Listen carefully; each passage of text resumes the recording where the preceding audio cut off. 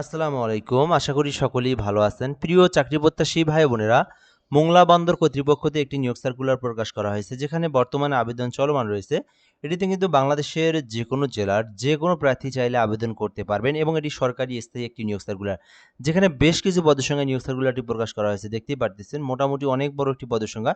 যেখানে নিরাপত্তা প্রহরী পদে ১১৮টি পদ রয়েছে। এখানে শুধুমাত্র এসএসসি পাশে আবেদন করা যাবে। এছাড়াও এখানে কিন্তু বেশ কিছু পদের সংখ্যা রয়েছে। আপনারা এই নিয়োগ সার্কুলারটা অবশ্যই সম্পূর্ণ ভিডিওটা ধৈর্য সহকারে দেখবেন। তাহলে এই নিয়োগ সার্কুলার নিয়ে সকল ধরনের তথ্য এই ভিডিওর মাধ্যমে জানতে পারবেন। কিভাবে আবেদন করতে হয় এই বিষয়টা আমি আপনাদেরকে এই ভিডিওর মাধ্যমে বলে দেব।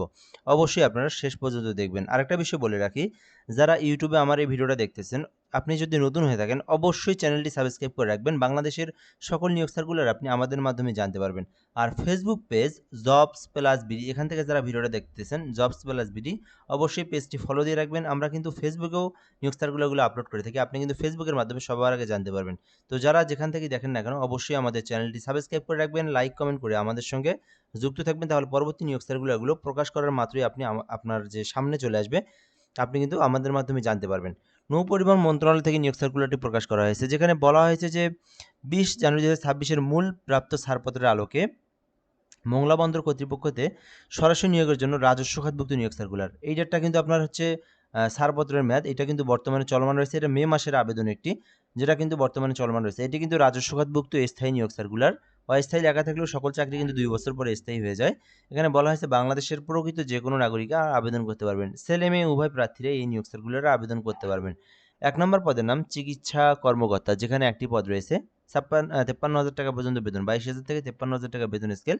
এখানে বলা হয়েছে যাদের ন্যূনতম ১ বছরের ইন্টার্নি ট্রেনিং সহ কোনো স্বীকৃত বিশ্ববিদ্যালয় থেকে এমবিবিএস ডিগ্রি যাদের রয়েছে, চিকিৎসা কর্মকর্তা পদে আবেদন করতে পারবেন। চিকিৎসা কর্মকর্তা অস্থায়ী রাজস্বতে নিয়োগ দেওয়া হবে একটি পদ, যেখানে বলা হয়েছে অনন্য ১ বছরের ইন্টার্নি সহ ট্রেনিং সহ যে কোনো স্বীকৃত বিশ্ববিদ্যালয় হইতে এমবিবিএস ডিগ্রি থাকলে আবেদন করতে পারবেন। এছাড়া পরিসংখ্যান কর্মকর্তা রয়েছে, যেখানে অর্থনীতি অথবা পরিসংখ্যান অথবা অঙ্ক বিষয়ে যেকোনো একটা বিষয়ের উপর, এখানকার মধ্যে যেকোনো একটা বিষয় যদি আপনি মাস্টার্স পর্যন্ত কমপ্লিট করে থাকেন, ফার্স্ট ক্লাস রেজাল্ট থেকে থাকে, আপনি পরিসংখ্যান কর্মকর্তা পদে আবেদন করতে পারবেন। এছাড়াও অর্থ কর্মকর্তা পদে রয়েছে একটি পদ, যেখানে বলা হয়েছে হিসাব বিজ্ঞান বিষয়ে আপনি যদি মাস্টার্স কমপ্লিট করে থাকেন আবেদন করতে পারবেন। এছাড়াও নিরাপত্তা কর্মকর্তা পদে একটি পদ রয়েছে, যেখানে বলা হয়েছে সামরিক অথবা আধা সামরিক বাহিনী থেকে জুনিয়র কমিশনপ্রাপ্ত চতুর্থ কর্মকর্তা যারা অনার্স পাস করেছেন অথবা ডিগ্রি পাস করেছেন, তারা কিন্তু নিরাপত্তা কর্মকর্তা যে পদটি রয়েছে এখানে আবেদন করতে পারবেন।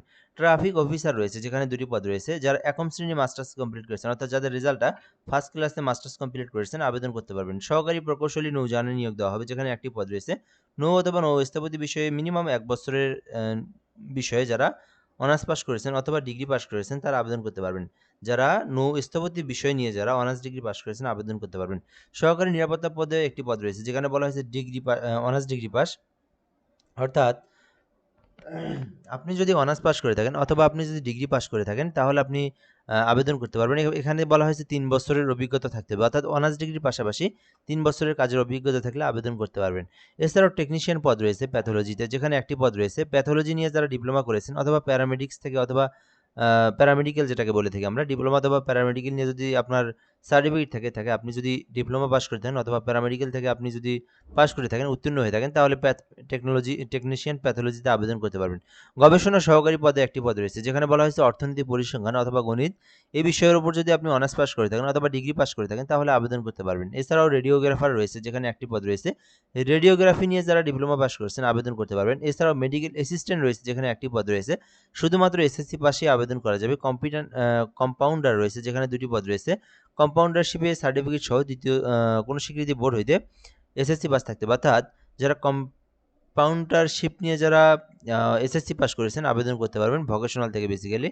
এছাড়াও লিডিং ফায়ারম্যান রয়েছে, যেখানে 2টি পদ রয়েছে। যারা অষ্টম শ্রেণী পাস করেছেন অথবা যারা অষ্টম শ্রেণী পাস করেছেন এবং ফায়ার সার্ভিস সিভিল ডিফেন্সে মিনিমাম 3 বছরের অভিজ্ঞতা রয়েছে, লিডিং ফায়ারম্যানে আবেদন করতে পারবেন, 2টি পদ রয়েছে। এছাড়াও নিরাপত্তা হাবিলদার রয়েছে, যেখানে 2টি পদ রয়েছে। শুধুমাত্র উচ্চ মাধ্যমিক এইচএসসি পাশে আবেদন করা যাবে, যেখানে বলা হয়েছে যে অস্ত্র বিষয়ে আনসারে ৭০ দিনের একটা আপনার ট্রেনিং থাকতে হবে। সো আপনারা কিন্তু হাবিলদারও আবেদন করতে পারেন। এছাড়াও সুইপার রয়েছে, যেখানে 2টি পদ রয়েছে। শুধুমাত্র অষ্টম শ্রেণীতে আবেদন করতে পারবেন যারা সুইপারে আবেদন করতে চান। এই সার্কুলারের মধ্যে সবথেকে বড় যে পদের নিয়োগ সার্কুলারটা সেটাই কিন্তু নিরাপত্তা প্রহরী, যেখানে 118টি পদ রয়েছে। বুঝতে পারতেছেন কত বড় নিয়োগ সার্কুলার, যেখানে বলা হয়েছে এসএসসি পাস। শুধুমাত্র এসএসসি পাস থাকলেই আপনি নিরাপত্তা প্রহরীতে আবেদন করতে পারবেন। ৭৭ দিনব্যাপী মৌলিক প্রশিক্ষণপ্রাপ্ত সনদপত্র থাকলে, অর্থাৎ এখানে যারা এসএসসি পাস করেছেন এবং যাদের অস্ত্র বিষয়ে আনসারের ৭৪ দিনের মৌলিক প্রশিক্ষণ, অর্থাৎ যারা যারা আনসারের ট্রেনিং করেছেন ৭৪ দিনের, তারা কিন্তু নিরাপত্তা প্রহরীতে আবেদন করবেন। অর্থাৎ এই সার্কুলারে আমি বলবো আপনাদেরকে পার্সোনালি, যারা আনসারের যাদের ট্রেনিং করা রয়েছে, আপনারা অন্তত এই সার্কুলারটাতে এই পদে অবশ্যই আবেদন করবেন। কেননা বেসিক্যালি সবাই কিন্তু আবেদন করতে পারবে না, যেহেতু আপনাদের প্রশিক্ষণ ট্রেনিং করা রয়েছে।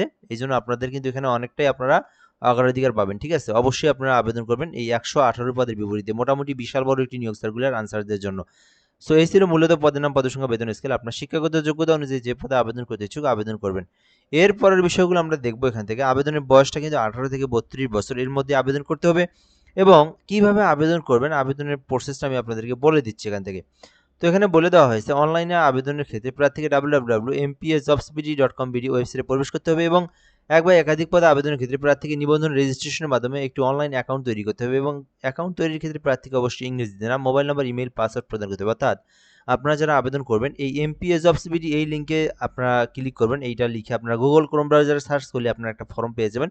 ওখান থেকে প্রথমে আপনাকে একটা অ্যাকাউন্ট রেজিস্টার করতে হবে। সো এই অ্যাকাউন্ট রেজিস্টার করার পরে আপনি যখন প্রবেশ করবেন, সো প্রবেশ করে আপনারা যখন লগ ইন করে প্রবেশ করবেন, এরপরে আপনাকে একটা সিভির মতো করে তৈরি করতে হবে। অর্থাৎ একটা অ্যাকাউন্ট সাজাতে হবে, যেখানে আপনার সকল পার্সোনাল তথ্যগুলো পূরণ করতে হবে, এডুকেশনাল কোয়ালিফিকেশনগুলো পূরণ করতে হবে, ঠিকানার তথ্যগুলো পূরণ করতে হবে। তো সকল তথ্যগুলো পূরণ করার পরে একটা ছবি আপনাকে দিতে হবে, যেখানে 300 বাই 300 পিক্সেলের, এটা আপনাকে আপলোড দিতে হবে, একটা স্বাক্ষর আপলোড দিতে হবে। তো এইগুলো সকল কিছু আপলোড দিয়ে কিন্তু আপনি যে পদে আবেদন করতে ইচ্ছুক সে পদে আপনি আবেদন করবেন। ঠিক আছে, সো এই ছিল মূলত বিষয়। এরপরের বিষয়টা হচ্ছে আপনাদেরকে কিন্তু আবেদনের পরে সরকারি ফি জমা দিতে হবে। কেউ যদি 1 থেকে 7-এর মধ্যে আবেদন করেন তাহলে তাকে 223 টাকা, এবং কেউ যদি 8 থেকে 10-এর মধ্যে আবেদন করেন 172 টাকা জমা দিতে হবে, এবং কেউ যদি 11 থেকে 13-এর মধ্যে আবেদন করে থাকেন তাকে 121 টাকা, এবং কেউ যদি 14 থেকে 17-এর মধ্যে আবেদন করে থাকেন তাকে কিন্তু 69 টাকা জমা দিতে হবে। সো এই সম্পূর্ণ টাকা আপনাদেরকে কিন্তু পেমেন্ট করতে হবে। অর্থাৎ আপনারা যে কোনো মোবাইল ব্যাংকিংয়ের মাধ্যমে আপনারা পেমেন্ট করবেন। অর্থাৎ আবেদনের পরে আপনাদেরকে কিন্তু ফিটা জমা দিতে হবে। সো ফি জমা দেওয়ার পরে এখানে আপনার মোবাইল ব্যাংকিং যেমন রয়েছে bKash, Nagad, Rocket, My Cash, M Cash, তারপর আপনার টি ক্যাশ, শিওর ক্যাশ, যেটাতে ইচ্ছা সেটাতে খুশি, যেটাতে আপনি দিতে চান দিতে পারেন। এছাড়া আপনি ডেবিট কার্ডের মাধ্যমে, ব্যাংকের মাধ্যমে, যেভাবে ইচ্ছা সেভাবে আপনি পেমেন্ট করতে পারবেন। সো পেমেন্ট করলে কিন্তু আপনার আপনার ফর্মটা পেয়ে যাবেন। ওখানে আপনি ডাউনলোড করে প্রিন্ট করে নেবেন, তাহলে আপনার আবেদনটা সাকসেসফুলি সম্পূর্ণ হয়ে যাবে। সো আশা করি আপনারা এই সার্কুলারের সকল তথ্য জানতে পেরেছেন। আরও কোনো কিছু জানার থাকলে আপনি অবশ্যই জানাবেন।